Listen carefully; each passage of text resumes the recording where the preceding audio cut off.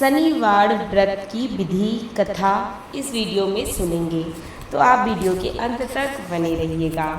तो सबसे पहले जान लेते हैं शनिवार व्रत की विधि। इस दिन शनि देव की पूजा होती है।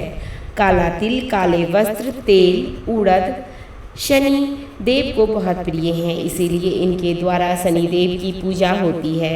शनि की दशा को दूर करने के लिए यह व्रत किया जाता है। शनि स्तोत्र का पाठ भी विशेष फलदायक सिद्ध होता है। आइए अब शनिवार व्रत कथा को सुनते हैं। एक समय सूर्य, चंद्रमा, मंगल, बुध, बृहस्पति, शुक्र, शनि, राहु और केतु इन ग्रहों में आपस में झगड़ा हो गया कि हम सब में सबसे बड़ा कौन है। सब अपने आप को बड़ा कहते थे। जब आपस में कोई निर्णय ना हो सका तो वह सब आपस में झगड़ते हुए इंद्र के पास गए और कहने लगे, आप देवताओं के राजा हैं, इसीलिए आप हमारा न्याय करके बताइए, नवों ग्रहों में सबसे बड़ा कौन है। राजा इंद्र उनका प्रश्न सुनकर घबरा गए और कहने लगे, मुझ में यह सामर्थ्य नहीं है जो किसी को बड़ा या छोटा बताऊं। मैं अपने मुख से कुछ नहीं कह सकता हूँ। हाँ, एक उपाय हो सकता है। इस समय पृथ्वी पर राजा विक्रमादित्य दूसरों के दुखों का निवारण करने वाले हैं, इसीलिए तुम सब मिलकर उन्हीं के पास जाओ, वही तुम्हारे दुखों का निवारण करेंगे।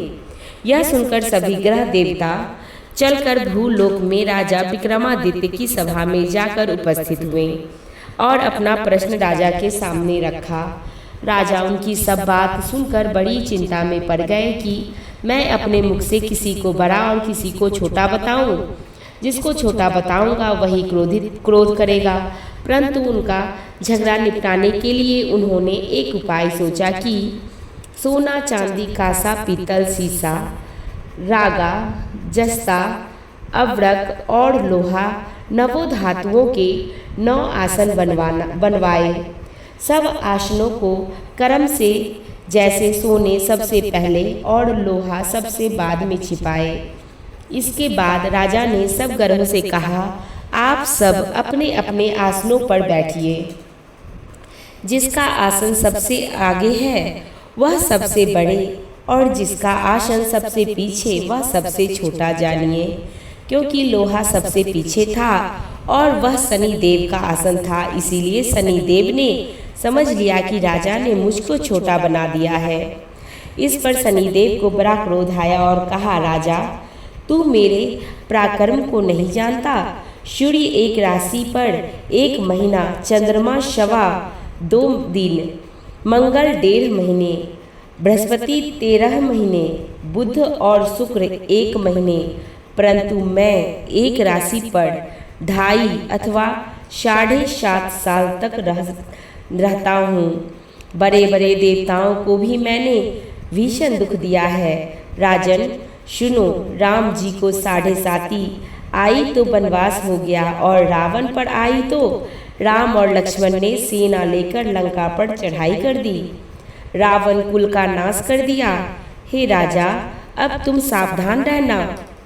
राजा कहने लगा, जो कुछ भाग्य में होगा देखा जाएगा। उसके बाद अन्य ग्रह तो प्रसन्नता के साथ चले गए, परंतु शनिदेव बड़े क्रोध में आ गए, वहां से आ गए। कुछ काल व्यतीत होने पर जब राजा को 7.5 की दशा आई तो शनिदेव ने देव घोड़े के सौदागर बनकर उनके सुंदर घोड़े के सहित राजा की राजधानी भी लाए। तब राजा ने सौदागर से के आने की खबर सुनी तो अपने अश्वपाल को अच्छे घोड़े खरीदने की आज्ञा दी। अश्वपाल ऐसी अच्छी नस्ल के घोड़े देखकर उसका मूल्य सुनकर चकित हो गया और तुरंत ही राजा को खबर दी। राजा उन घोड़ों को देखकर एक अच्छा सा घोड़ा चुनकर सवारी के लिए चढ़ा। राजा के घोड़े के पीठ पर चढ़ते ही घोड़ा जोर से भागा। घोड़ा बहुत दूर एक बड़े जंगल में जाकर राजा को छोड़कर अंतर्ध्यान हो गया। इसके बाद राजा अकेला जंगल में भटकता फिरता रहा। बहुत देर के बाद राजा ने भूख और प्यास से दुखी होकर भटकते भटकते एक ग्वाले को देखा। ग्वाले ने राजा को प्यास से व्याकुल देखकर पानी पिलाया। राजा की उंगली में एक अंगूठी था। राजा ने वह अंगूठी निकालकर प्रसन्नता से ग्वाले को दे दी और शहर की ओर चल दिया। राजा शहर में पहुंचकर एक सेठ की दुकान पर जाकर बैठ गया और अपने आप को उज्जैन का रहने वाला तथा अपना नाम बीका बताया। सेठ ने उसको एक कुलीन मनुष्य समझकर जल आदि पिलाया। भाग्यवश उस दिन सेठ की दुकान पर बिक्री बहुत अधिक हुई। तब सेठ उसको भगवान पुरुष समझकर भोजन कराने के लिए अपने साथ ले गया। भोजन करते समय राजा ने आश्चर्य की बात देखी कि खुटी पर हार लटक रहा है और वह खुटी उस हार को निगल रही है। भोजन के बाद कमरे में आने पर जब सेठ को कमरे में हार न मिला तो सबने यही निश्चय किया कि सिवाय बीका के और कोई इस कमरे में नहीं आया, अतः अवश्य ही उसी ने हार चुराई है। परंतु बीका ने कहा, हार मैंने नहीं लिया है। इस पर 5-7 आदमी इकट्ठे होकर उसको फौजदार के पास लाए। फौजदार ने उसको राजा के सामने उपस्थित कर लिया और कहा, ये आदमी तो भला प्रतीत होता है, चोर मालूम नहीं होता, परंतु सेठ का कहना है कि इसके सिवाय और कोई घर में आया ही नहीं, अवश्य ही चोरी इसी ने की है। तब राजा ने आज्ञा दी, इसके हाथ पैर काटकर अड़ंगिया किया जाए। राजा की आज्ञा का तुरंत पालन किया गया और बीका के हाथ पैर काट दिए गए। इस प्रकार कुछ काल व्यतीत होने पर एक तेली उसको अपने घर ले गया और कोल्हू पर बिठा दिया। बीका उस पर बैठा हुआ अपनी जवान से बैल हाँकता रहा। शनि की दशा समाप्त हो गई और एक रात को वर्षा ऋतु के समय वह महार राग गाने लगा। उसका गाना सुनकर उस शहर के राजा की उस राग पर मोहित हो गए और दासी को खबर लाने को भेजा कि शहर में कौन गा रहा है। दासी सारे शहर में फिरती फिरती क्या देखती है कि तेली के घर चौगड़िया राग गा रहा है। दासी ने महल में आकर राजकुमारी को सब वृत्तांत सुना दी। बस उसी क्षण राजकुमारी ने अपने मन में यह प्रण कर लिया कि चाहे कुछ भी हो, मुझे उस चौगड़िया के साथ विवाह करना है। प्रातः काल होते ही जब दासी ने राजकुमारी को जगाना चाहा तो राजकुमारी अनशन व्रत लेकर पड़ी थी। तब दासी ने रानी के पास जाकर राजकुमारी के न उठने का वृत्तांत कहा। रानी ने तुरंत ही वहां आकर राजकुमारी को जगाया और उसके दुख का कारण पूछा तो राजकुमारी ने कहा, माँ, मैंने यह प्रण कर लिया है कि तेली के घर में जो चौरंगिया है उसी के साथ विवाह करूंगी। माता ने कहा, पगली, यह क्या बात कर रही है, तेरा किसी देश के राजा के साथ विवाह किया जाएगा। राजकुमारी कहने लगी, माँ, मैं अपना प्रण कभी नहीं तोड़ूंगी। माता ने निश्चिंतित होकर यह बात राजा को बताई। तब राजा ने भी आकर समझाया, मैं अभी देश देशांतर में अपने दूत भेजकर सुयोग्य, रूपवान एवं बड़े से बड़े गुणी राजकुमार के साथ तुम्हारा विवाह कराऊंगा। ऐसी बात तुमको कभी नहीं सोचनी चाहिए। राजकुमारी बोली, पिताजी, मैं अपने प्राण त्याग दूंगी परंतु किसी दूसरे के साथ विवाह नहीं करूंगी।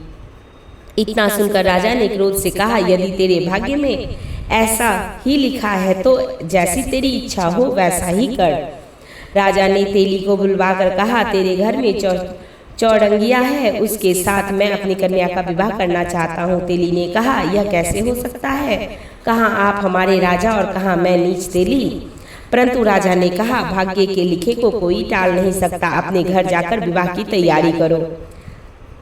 राजा ने उसी समय तोरण और बंदरवाल लगाकर अपनी राजकुमारी का विवाह चौरंगिया विक्रमादित्य के साथ कर दिया। रात्रि को जब विक्रमादित्य और राजकुमारी महल में सो रहे थे तो आधी रात के समय शनिदेव ने विक्रमादित्य को स्वप्न दिया, राजा, कहो मुझको छोटा बतलाकर तुमने कितना दुख उठाया। राजा ने क्षमा मांगी। शनिदेव ने प्रसन्न होकर विक्रमादित्य को हाथ पैर दिए। तब राजा ने कहा, महाराज, मेरी प्रार्थना स्वीकार करें, जैसा दुख आपने मुझे दिया ऐसा किसी को न दें। शनिदेव ने कहा, तुम्हारी यह प्रार्थना स्वीकार है। जो मनुष्य मेरी कथा सुनेगा या कहेगा उसको मेरी दशा में कभी किसी प्रकार का दुख नहीं होगा, और जो नित्य ही मेरा ध्यान करेगा या चींटियों का आटा डालेगा उसके सब मनोरथ पूर्ण होंगे। इतना कहकर शनिदेव अपने धाम चले गए। राजकुमारी की आंख खुली और उसने राजा के हाथ पैर देखे तो उसे बड़ा आश्चर्य हुआ। उसको देखकर राजा ने अपना समस्त हाल कहा। मैं उज्जैन का राजा विक्रमादित्य हूँ। यह बात सुनकर राजकुमारी अत्यंत प्रसन्न हुई। प्रातःकाल राजकुमारी ने उसकी सखियों ने पूछा तो उसने अपने पति का सारा वृत्तांत कह सुनाया। तब सबने प्रसन्नता प्रकट की और कहा, ईश्वर ने आपकी मनोकामना पूर्ण कर दी। तब उस सेठ ने यह सुना तो वह विक्रमादित्य के पास आया और राजा विक्रमादित्य के पैरों पर गिरा, क्षमा मांगने लगा। आप पर मैंने चोरी का झूठा आरोप लगाया, अतः आप मुझको जो चाहे दंड दें। राजा ने कहा, मुझ पर शनिदेव का कोप था, इसीलिए यह सब दुख मुझको प्राप्त हुआ।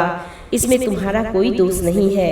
तुम अपने घर जाकर अपना कार्य करो। सेठ बोला, मुझे तभी शांति मिलेगी जब आप मेरे घर चलकर प्रीति पूर्वक भोजन करेंगे। राजा ने कहा, जैसी आपकी मर्जी हो वैसा ही करें। सेठ ने अपने घर जाकर अनेक प्रकार के सुंदर भोजन बनवाए और राजा विक्रमादित्य को प्रीति भोज दिया। जिस समय वह भोजन कर रहे थे, एक अत्यंत आश्चर्य की बात हुई। सबको दिखाई दी। जो खुटी पहले हाड़ निगल गई थी, वह अब हाड़ उगल रही थी। जब भोजन समाप्त हो गया तो सेठ ने हाथ जोड़कर बहुत सी मोहरे राजा को भेंट की और कहा, मेरे श्री कवरी नाम की एक कन्या है, उसका पानी ग्रहण आप करें। इसके बाद सेठ ने अपनी कन्या का विवाह राजा के साथ कर दिया और बहुत सा दान दहेज आदि दिया।